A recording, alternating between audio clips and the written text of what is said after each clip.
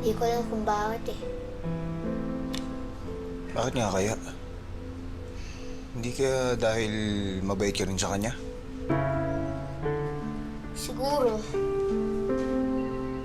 Pero iba lang talaga nararamdaman ko, boy. Makwento ko lang sa'yo, boy. Nung na-stranded kami dun sa gubat, kahit minawalas na kami, kahit kamalasan ay nangyari sa amin, sobrang saya ko pa rin nakasama siya eh. Hindi ko ma-explain kung bakit eh.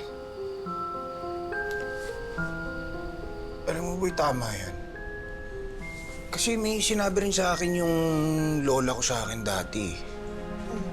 Na meron ka daw makikilalang tao.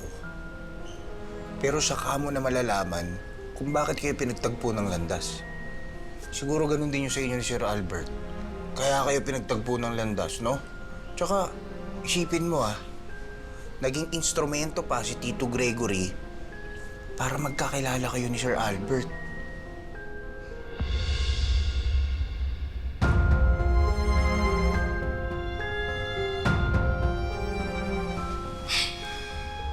Bakit nga kaya kami pinagtagpo ni Sir Albert?